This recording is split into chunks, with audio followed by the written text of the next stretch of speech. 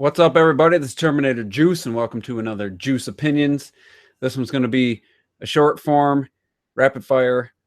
I just lit the charcoal grill, so I got about 20 minutes tops. I've been rambling on for almost an hour the last few Juice Opinions, so I'm going to try to rapid fire this one. First things first, got some a new pickup. Got the I forget what they call these, gel grips or whatever, for the Joy-Cons. Then it doesn't add much in the separate, but in portable mode, you got this nub here that you can actually grip something, and it's a huge benefit for $7 or whatever on Amazon. I'll put the link in the description. They go on easy. All the buttons, everything work. Even got I put on the little caps for the analog sticks. Everything's great. I love them so far. And yeah, and I also bought the pluggable Ethernet 3.0 USB adapter. I had the old 2.0 USB from the Wii era from Rocketfish, and I was getting, I think, like consistently 16, 17 megabytes per second. I have 25 megabytes, or 30 actually. That's capped in my area. I could get 75. I pay for 75, but my area is capped at 30. But with this pluggable USB 3, you get about 15% higher megabytes per second download. I don't know about upload. That didn't seem to change. So I was getting 21. So I gained about 3-4 megabytes per second. So, figure out the math. If you have 100 megabytes per second speed, and with an older Ethernet adapter, you might have been hitting 50 or whatever. With this one, you'd probably hit 65, 70. Check out Spawn Wave. He did a video on this. But yeah, that was like $15, I think. And plus, I wanted to have my Wii U still wired for if Smash Brothers, if anybody, ever play that again. So yeah, really two good pickups. I'll put the links to both those in the video. I meant to do that beforehand, but I forgot. So I've been playing Snake Pass. I've got the hang of the controls. I'm really enjoying that. Other than, like I always say, the camera, you still got to fight the camera to be facing the right direction or be able to see what you're doing. I picked up the Samurai Showdown 4, the Neo Geo game, which is cool. I was hoping it was going to be Samurai Showdown, the first one. I just liked how that scale zoomed in and out, and I was more familiar with that game. But 4 is pretty cool. I was playing with my friend today, and it's just weird because the button mapping is just really weird how the Neo Geo had A, B, C, D. So basically A's on the, if you look at this, Y is A, B is B, X is C, and A is D. It's really kind of convoluted, and it's not really streamlined, but for $8, it was very enjoyable. Tied me over till Street Fighter 2, Ultra Street Fighter 2 comes out. And then the Puyo Puyo versus Tetris demo. Me and my buddy couldn't stop playing today. It was so fun. The demo's almost all you need, really, but I'm going to pick up the game probably digital, even though it's going to cost me more, like $8 more. But that's a game I always want on the system because that was fun. The swapping versus Puyo Puyo and Tetris was, it's super intense and really fun. So I was not looking for that game at all. Could have thought, well, I could care less about that when they announced it. But the demo is really cool. So check it out, download it. It's definitely up to 4 players, but the two player, sitting on the couch stuff, that's what gaming's all about, in my opinion. And Tetris came out 30 years ago almost, and it's still relevant, still fun today. The tried and true gameplay still works. The aesthetic changes and the graphics, and they got characters now associated with the game, but it's just Tetris. The gameplay is still fun, and it was some pretty intense competitive matches going on. So that's really cool. So download the demo. It's available. It's free.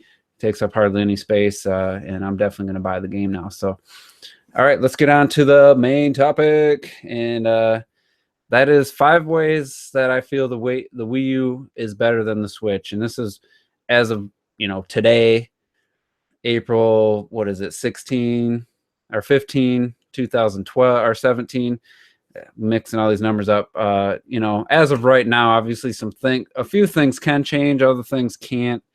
They're just the way it is. So kind of in order here, and these aren't major things. And you know, there's a few others that you know, I could have put on here. You might have a completely different opinion on this, different list, but this is definitely my personal opinion on it. So number 5 is off TV play is one button press away on the Wii U. So playing on gamepad, let's say I'm playing Bayonetta or 3D World. Though, you know, 3D World wasn't even a button press. I'm trying to think of one where the minus button, swap back and forth. There's games. Well, basically, you just hit the minus button or you do nothing, and your off TV plays right there. You switch the input on your TV, and you're off TV. Unless you had your gamepad on the charger playing with the Pro Controller, you'd have to grab it. But for me, I played a lot of games with the gamepad anyway, or was always right next to me. So off TV play was just boom, hit a button or do nothing, switch the TV either off or to a different input. Whereas the Switch, you got to attach the Joy-Cons, you got to lift it up, and you know, worry about wherever you have your Joy-Cons. Like I was looking for them today. I had them set somewhere I wasn't used to having them. And it's not a huge hassle, but for me, it's just the Wii U was just right there. Off TV play was instant. The next thing is your games library layout on the Wii U. They didn't add folders till later, but they have them now.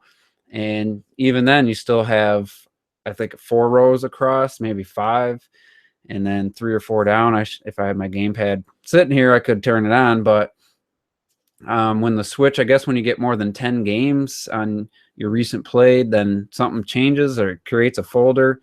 But still, you have to scroll across. I see what they wanted to do and have like a bigger image with like Breath of the Wild's cover art, which is cool. But for me, seeing Mario's face in a Tanuki suit icon, I knew it was 3D World. Tap it, and I'm playing. And I like having my screen filled up, whether it's the gamepad or my TV, with more icons and just easier access, especially with the touchscreen, easier access to just quickly picking a game, assuming you weren't using the short quick boot up screen. Whereas no, because I have 5-6 games now plus demos, and scrolling over to like where Bomberman is, if I ever put that cartridge back in, it's all the way over to the right. It's just not as, the layout's just not as friendly or appealing to me once the library gets huge, you know. And especially with downloaded indie titles, it'd be nice to have a way to shrink that. Just like on the 3DS, you can scale your icons to different sizes, so to your personal taste. Maybe they'll add that, but this is as of April 15th, 2017. So yeah, I think the Wii U was better for that, especially once they added the folders and stuff. That was really cool. The other thing, number 3, is off TV plus touchscreen. Or no, let's say TV mode. That's what I meant. TV mode plus touchscreen with the Wii U, whereas on the Switch, TV mode means no touchscreen. So games like Mario Maker can be a pain in the ass if they ever bring that to the Switch, because I got to undock it. I got to play in portable mode to create a level, and then I got to redock it to play it on the TV. Twitter posts. I do a breathtaking shot of the night almost every day on Breath of the Wild, and I have to retype that out. On the Wii U, you can have the game on your TV, and I can quickly type messages and even navigate in the menu or picking a game. So you don't have to be in off TV mode to use the touchscreen. Almost every game, other than like Smash Brothers and a few others, you can play in the TV and still have access to your touchscreen. Opened up some gameplay possibilities that just won't be there on the Switch. And I have no interest in a Mario Maker game on the Switch. I mean, just for the reasons I said. So I think that's it was kind of the shining or bright spot of the Wii U for me was the touchscreen navigation, and still your games on the TV. I always like that second screen experience. Number 2, and this one's getting into a little bit more of a importance to me, and that is the comfort of the gamepad in off TV play versus the comfort of the Switch in portable mode. Now, as I said earlier, these grips greatly benefit that, but I would even, if I could design these, I would make these like coming out to here, like give me something significant. And you can still, like I said, you can slide these on and it doesn't impact portable mode. I wish they were even bigger and bulkier, give me something really significant. But as it stands right now, even with this $8 purchase, the gamepad is just significantly more comfortable to play games on with off TV play. I know I had a stretch of, it was Xenoblade, I think. I just had the TV on, like football was on, and next thing you know, 5 hours later, I was playing Xenoblade off TV the whole time. I had the extended battery in the Wii U gamepad. So, and then the analog sticks both being up, it just led to more comfort while holding that in off TV. Yeah, you were limited by where you could play it, but for me, the comfort, and also it feels kind of thick and Fisher Price toy. Like I never really got that reference, but now I kind of feel it. But it's more comfortable. For me, it's undeniable. And with the Switch in portable mode, I think the longest session I ever had was hour and a half. And I tell you, my hands right here were just really hurting, really like cramping up. So the gamepad comfort is just light years ahead of the Switch portable, especially without these grips on here. So that's a big one. I'd probably play portable mode a lot more, and maybe I will with these new rubber grips, but yeah, it's just not very comfy for me. And the number one biggest reason the Wii U, in my opinion, is and probably will always be better than the Switch, and that is the Miiverse. And not only can you check posts of, for specific games, you can make friends on there. I've made a couple different friends, still communicate with them to this day.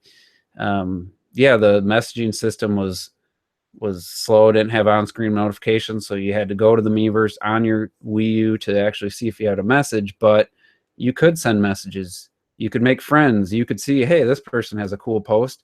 I'm going to follow them. Hey, this person's a really good artist. He makes amazing art, like drawings in the Art Academy, like photorealistic at times of Nintendo stuff. Follow him. And it's just great. And I love that. And I don't know what the reasoning is. I wish they would have continued it because, I post on Twitter off the Switch, Breath of the Wild, get, 5, 6, 7 likes sometimes. I did a post about after the Scorpio reveal, the specs reveal. I said some companies want you to think gaming's about specs. Meanwhile, I'm playing the most beautiful game ever created, and I had a screenshot. That got over like 125 likes, a bunch of retweets. That was very rare. On the Miiverse, there was many posts. This is over the course of basically three and a half years, I guess, because it didn't start out like that. And it wasn't until like, Mario Kart, Smash, and Bayonetta, and then Mario Maker was the big one. But I had posts of like 20 plus on one post of people commenting and conversations going on. And I know Derek Steelfox had basically a group of like 5, 6 people just kept commenting on one post, and they just kept it going for months. And not having that, I think, is a huge loss. Twitter's great, but unless the people following you are active and you really catch their attention. And here's the thing about Twitter. So I'll post a screenshot on there basically for the intention of saving it to my tablet so I can either send that to somebody else or text that to somebody, and I'll hit it, post it, hit the button, and the game, it goes back to the Switch menu. I'll get on Twitter, and it's already like 20 freaking messages down. And it's like, where's that damn photo I just posted? Twitter fills up so fast that you're going to be lucky to catch somebody's post. Whereas on Miiverse, it's always their most recent post pops up, unless they posted multiple times per day. It was just a great community. I always saw really cool photos. Red Knight always, had something to say, and, I never missed it. Every once in a while, I'd go through someone's profile. Oh, I missed that post, from like a month ago. But in its heyday, the Miiverse was, for me, was an everyday 5, 6, 7 times a day, sometimes type of situation, posting, commenting, getting comments, and it was really active and it was really awesome. And to me, if the Switch just has the Twitter and Facebook option, it'll never be better than the Wii U in that regard. So Miiverse, I miss you. I checked it today. I had the Wii U on, played a little Xenoblade last night. I was just, seeing how the game looked, posted a few shots to Twitter, and, was checking things out. So I was getting ready for this video. And yeah, so I think next week I'll do 5 ways the Switch is better than the Wii U. And I think the ways the Switch is better than the Wii U are more significant than my list of 5 things. My 5 things the Wii U is better, other than 1 and 2. I think all 5 of the Switch's things will be way more significant than the 5 of this list. But yeah, like I said, this is going to be a short one. Appreciate some people just jumped in. I forgot subliminal line, mentioned backwards compatibility. That could have been early on. That was huge. And even, having the Wii remotes for the Metroid Prime trilogy. Yeah, that one probably could have made my list. I didn't really think of that one. And, so yeah, if there's more than 5, and some of the ones I said maybe are more minor than, maybe I didn't think of a couple, like the backwards compatibility. I didn't use that so much towards the end there. The last few years, there's, all these great games on Wii U. I didn't really go back and play Wii games, but yeah, that's a good point. So yeah, let me know if there's anything else I missed that you think, the Wii U does better. And like I said earlier, the Switch could get patched with a Miiverse, not likely, but they could add the layout of the OS for the games could change. They can't really change, the touchscreen thing's never going to change. You're never going to be able to be playing on the TV and have the touchscreen at the same time, unless you buy a separate touch screen like Joy-Con grip or something. So, but yeah, that's going to be it for this one. I'll try to keep these a little bit shorter, just because I know it's hard. You got your Switches, you got Zelda, you got other games. It's hard to listen to a 50-minute video, hour-long video. So this one's probably longer than I even wanted it to be or tried to make it be. But yeah, thanks everybody for tuning in as always. This is Terminator Juice, and we'll see you next week.